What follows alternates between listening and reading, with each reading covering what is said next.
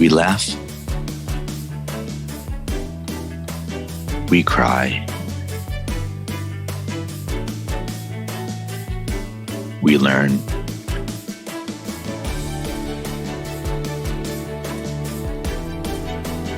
But really, what doesn't kill you makes you better at managing clients and everyone. I'm Morgan Friedman, and this is Client Horror Stories. Hey everyone, welcome to the latest episode of Client Horror Stories. I'm excited to have Mickie Kennedy with me today. How are you doing, Mickie? Oh, I'm doing fine, thank you. Happy to hear that, and I love your glasses. On this slow morning, your glasses are filling me with energy. Oh, thank you. Let's jump in. I have my coffee in hand, and I'm ready to hear all about your client horror story. Okay. I've run a press release distribution business for the past 25 plus years, so I've seen a lot of horror stories come and go. A lot of people trying to take advantage of the media and PR and things like that. So there's been a lot of little anecdotes along the way. We had a client who, I guess about 10 years ago, sent a release and had quotes about their product by Tom Cruise. And it didn't really smell right. So I talked to the Newswire, because all of our releases go over PR Newswire nationally. And I'm like, what do you make of this? And they're like, I don't know. And I said, circle back with them and ask, if this is like a friend or a paid host or, paid celebrity spokesperson. Try to find out what the story is here, because we're not comfortable either. And so I went back to the client and he's like, oh, yeah, that's not Tom Cruise, the celebrity. He goes, I just looked in the phone book and found that Tom Cruise in Ohio and asked if I could attribute these quotes to him, and I'd pay him like, I don't know, a few $100s. And that's hysterical. Yeah. And I was just like, and he goes, and after this one goes out, I've got a couple of other celebrities lined up. And I'm just like, yeah, I don't think we can do that. And since then, the newswires have established protocols for mentioning celebrities. And so you can't name drop celebrities as easily as you used to. And you certainly can't attribute quotes and things like that to them without some kind of actual proof.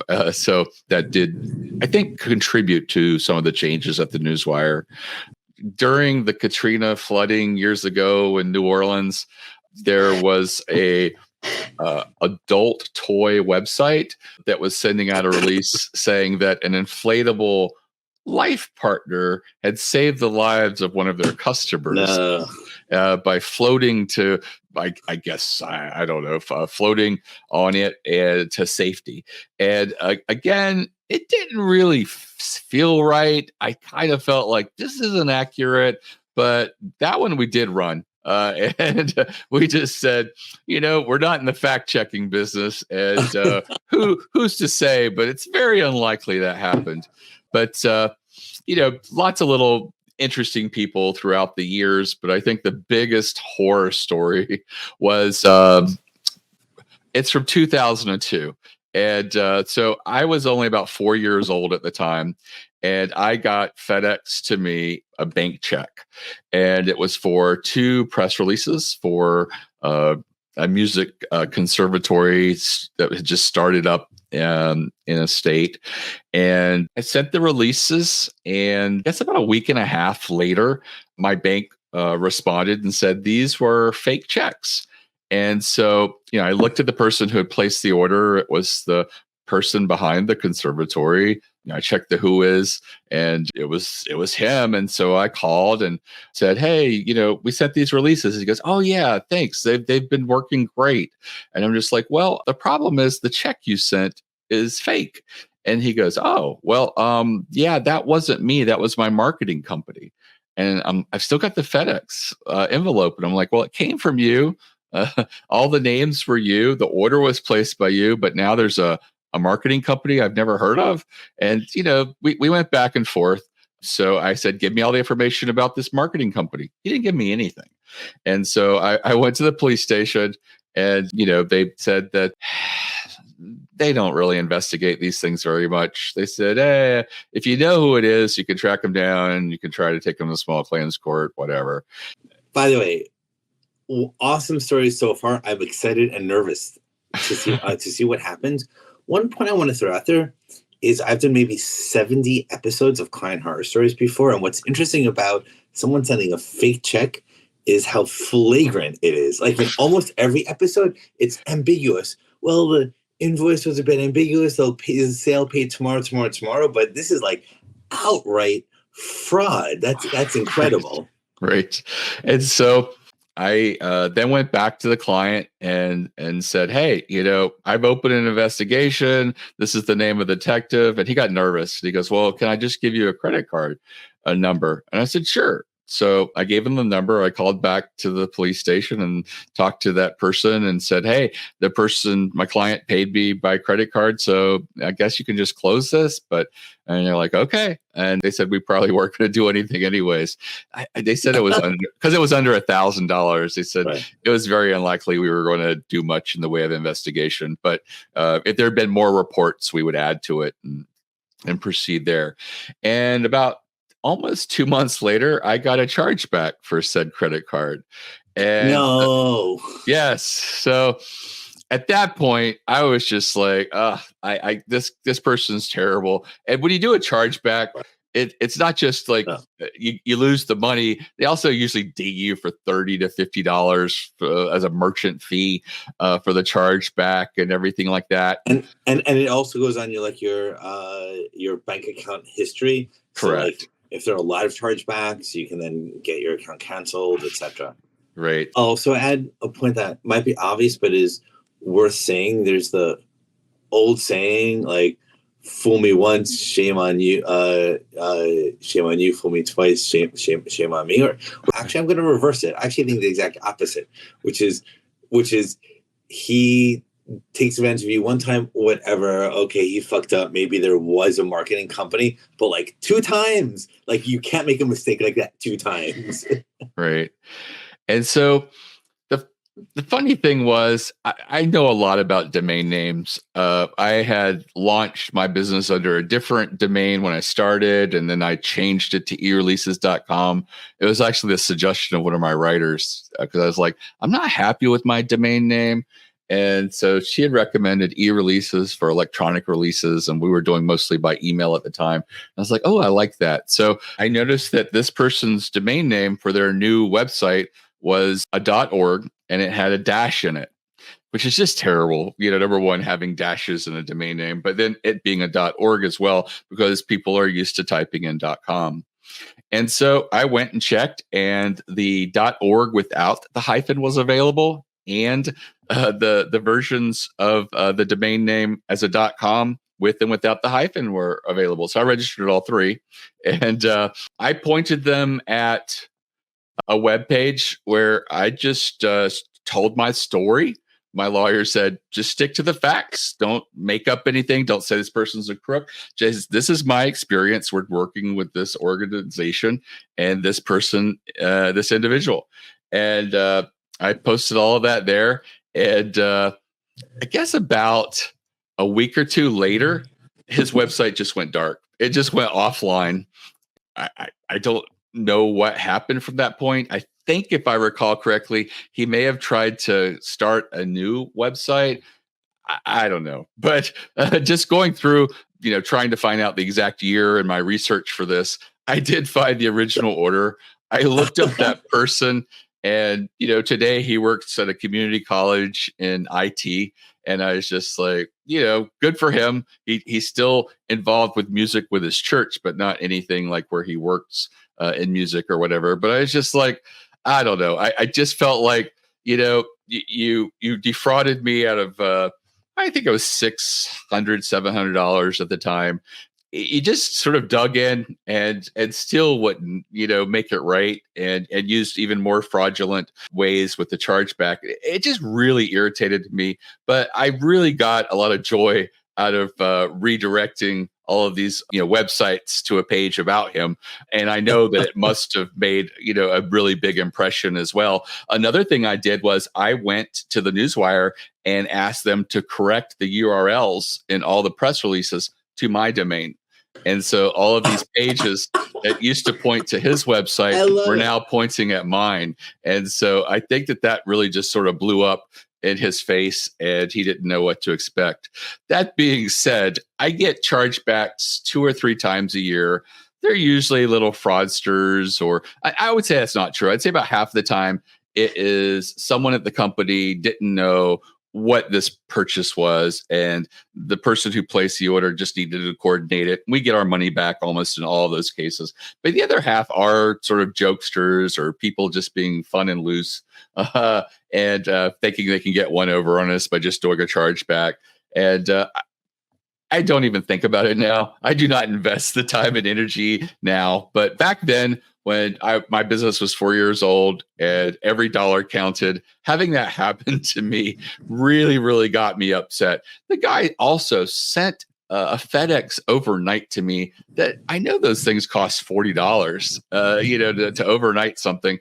And, he had invested in a website and all this other stuff. I just felt like this wasn't the biggest con in the world. I just don't get why this person even tried.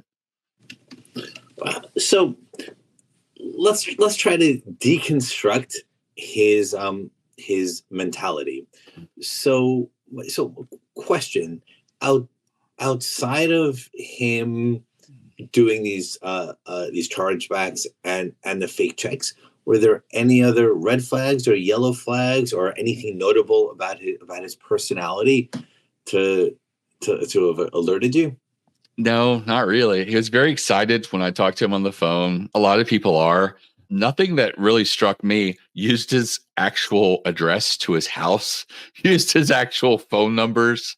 This person was just completely open with everything, but was trying to, when I talked to him, to say that all this interaction, which I knew for 100% had been with him because I talked to him over the phone, to later say that, no, this was the money was all handled by a marketing company for me. And I don't know what he was thinking there, because, okay, give me the details of this marketing company.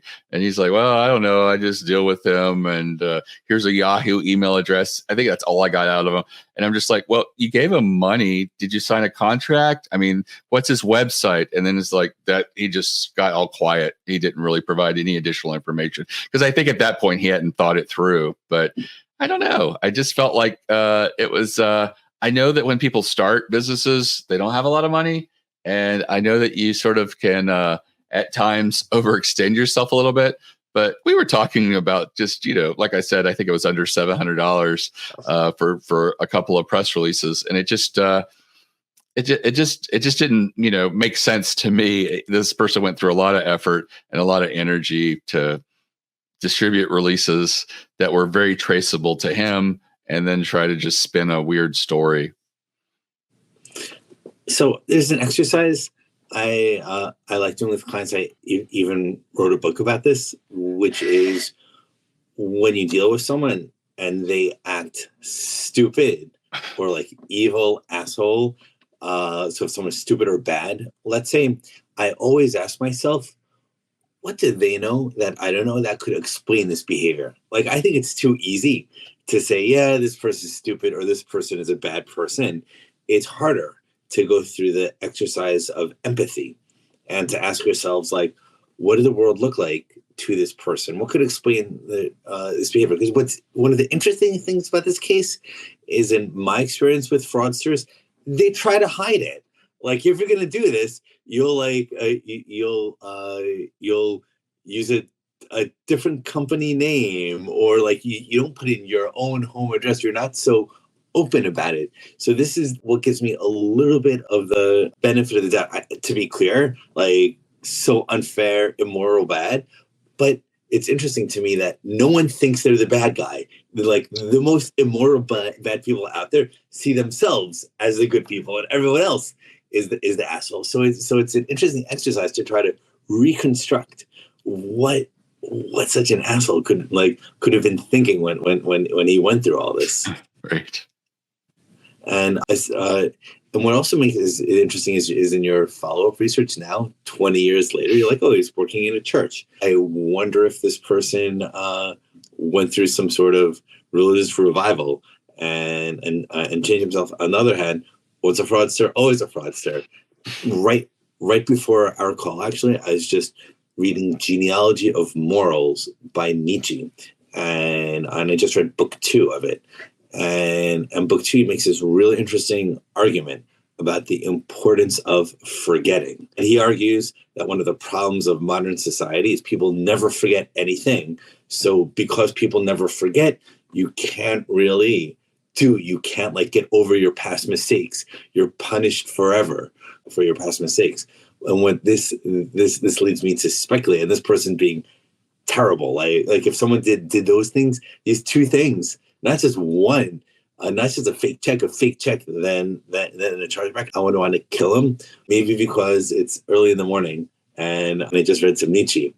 I'm feeling a bit more open-minded and trying to see if we can dig in and figure out how he can like sleep at night and justify it to himself.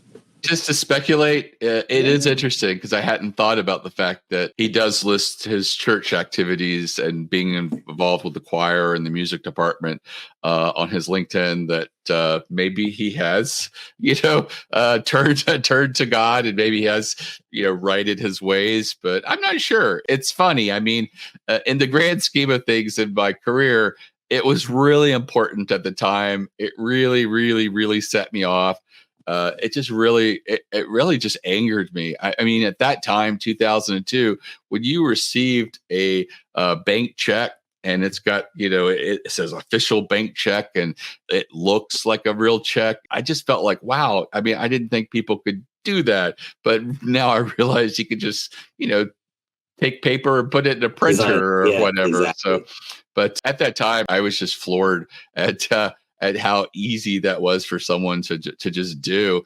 And the funny thing is, it took my bank, I think, a good week and a half before they realized this is a fake check. I think they're probably faster now, but I do realize that there are still, it's usually a few days turnaround for something like that. But it is interesting. I mean, I think that one of the things that always has been a red flag in my business is when someone wants to pay by check, especially today. I have, people every once in a while say, can I pay by check? And go, yeah, but we really discourage it.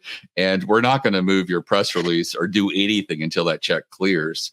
And they're just like, well, we're a business and we issue checks. And I'm like, yeah, but I also think that you probably got a company credit card in there. And that's how the majority of the world, works.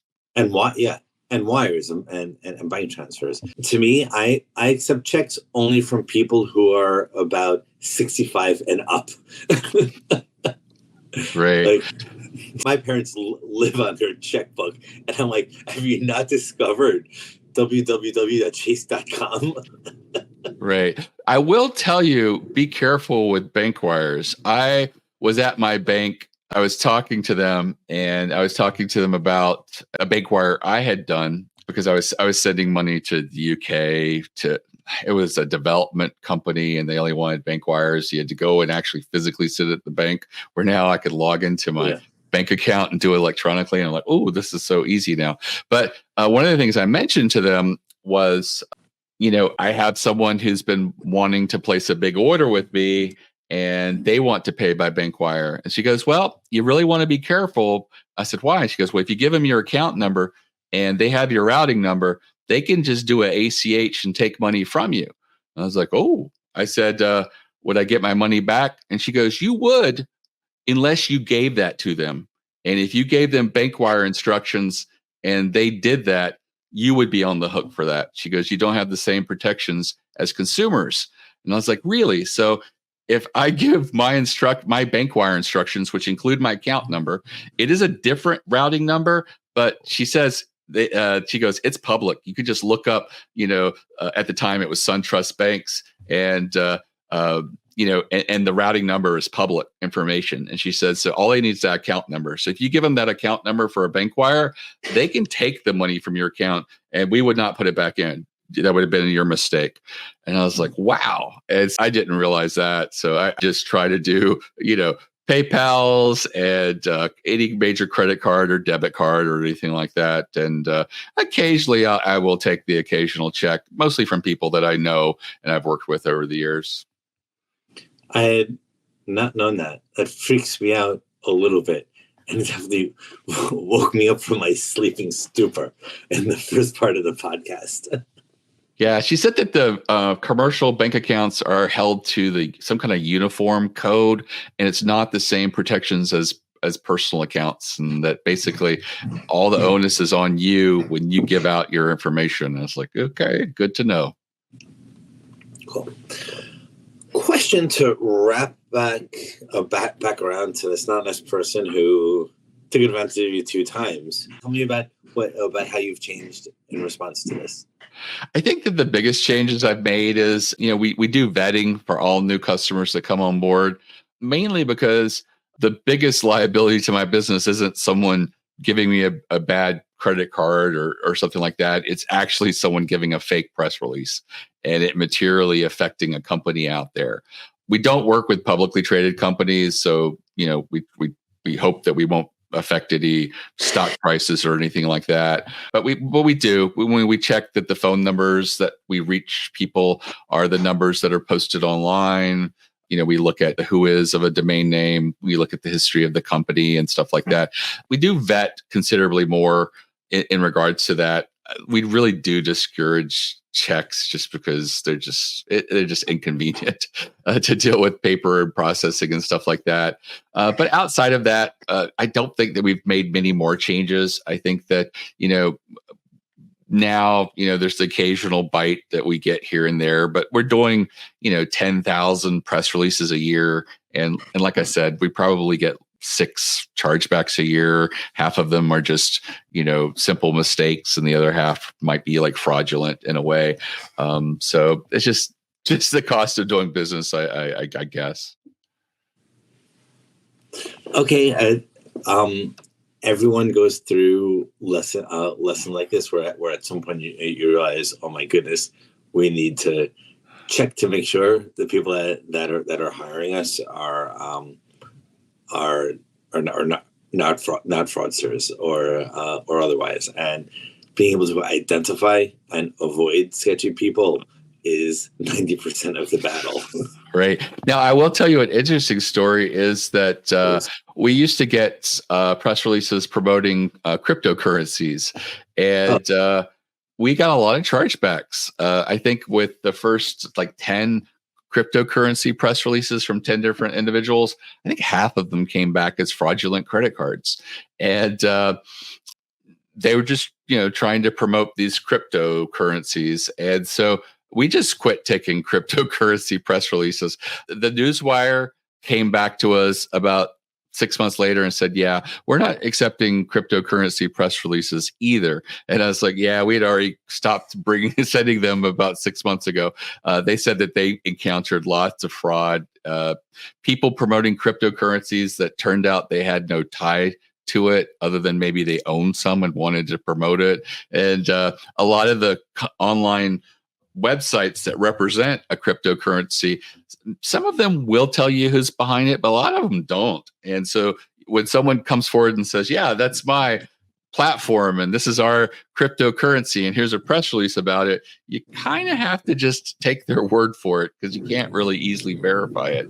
And so we just quit taking those types of press releases just because of the fraud involved with the payment. Wow. I have this instinct to me whenever I hear a stereotype about any group, I have this instinct where I always want the stereotype to be false, no matter what it is. I have an anti-stereotype instinct. So when I hear all the stereotypes about crypto guys being fraudsters, I just have this instinct, no, it's just a racist stereotype. So it blackens my heart just a little bit. So okay, there might be a touch of truth to this one stereotype.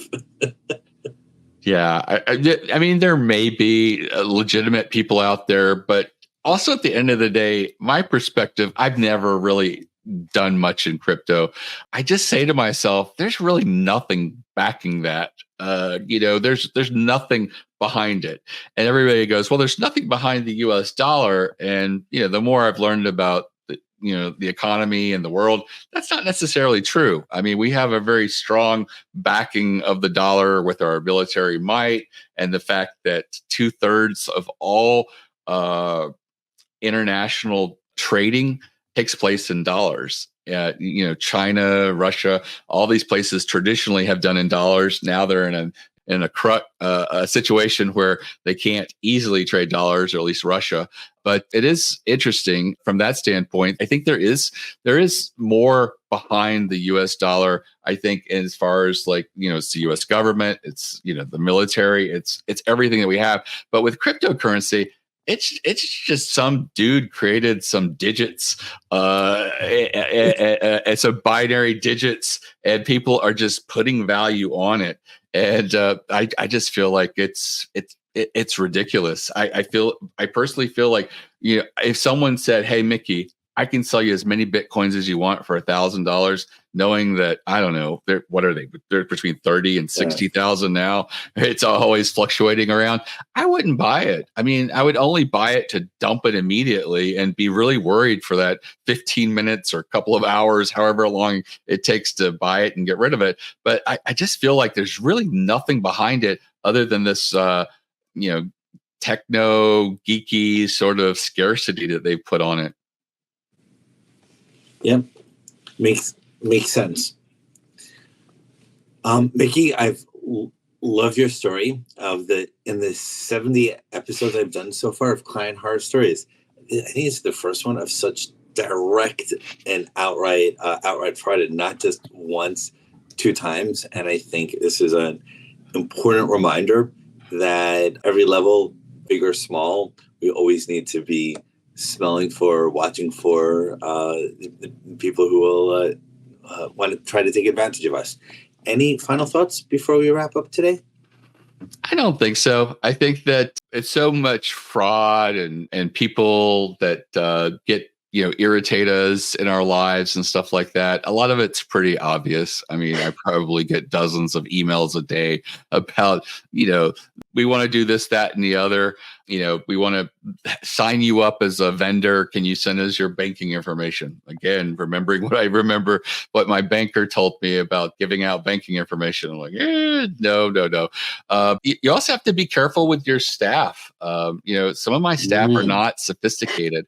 As a matter of fact, my IT guy forwarded an email that was sent to him by mistake, saying, "Hey, one of your employees wants to change her ACH information." And I replied to him, because this guy should know better. He's in IT. I was like, for number one, that's not her email address. And number 2, she wouldn't send it to that email address. She knows how to reach me. And number 3, this is a very common fraud. And I can't believe he forwarded this to me. And he's like, "Oh yeah, I didn't really even pay any attention to it. I just saw her name in the subject and figured it was for you." And I was like, "Yeah." I said, I get some of these. Some of them routed properly to me. Some of them routed to general email addresses that also get to me. But I've actually had a employee say that her sister worked for a company that did that. They got an email like that, and they responded to it and said, "Yeah, just fill out this new form with your new routing information." And they did, and that check went to the other party. And when she went back to HR and said, "Hey, I didn't get paid," they said, "Oh, it went to your new account." She's like, "I didn't give a new account." And they're like, "Oh, we got an email from you." She goes, "I didn't send an email." And it was hard to believe, but it happened there. Again, she said that they did not get the money back, that once it hit that person's account, it was gone.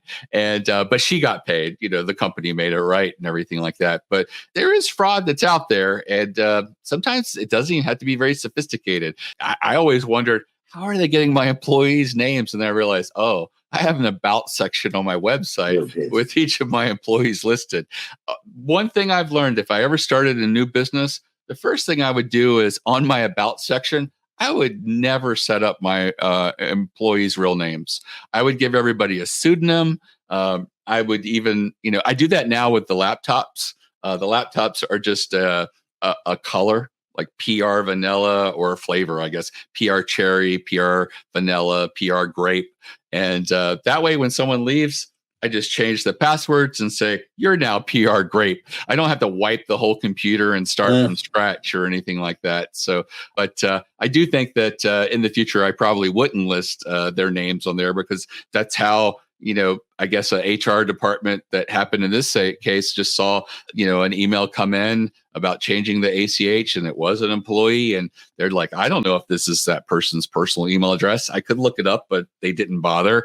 They were probably just, in a hurry, and all of that just happened, and they were probably cheated out of a couple $1,000s. And so it is interesting that sometimes some of the most least sophisticated stuff is still working. Yeah, we at my company, we recently got an attempted scam exactly along those lines, where one of my employees got an email from me. You know how like emails you can like change the from like to pretend to be from anyone, right? And for this month's salary, please update the banking information here. But my employee was smart enough to realize it made no sense, and she asked me about it, but. In our case, because of my company, there's no team page.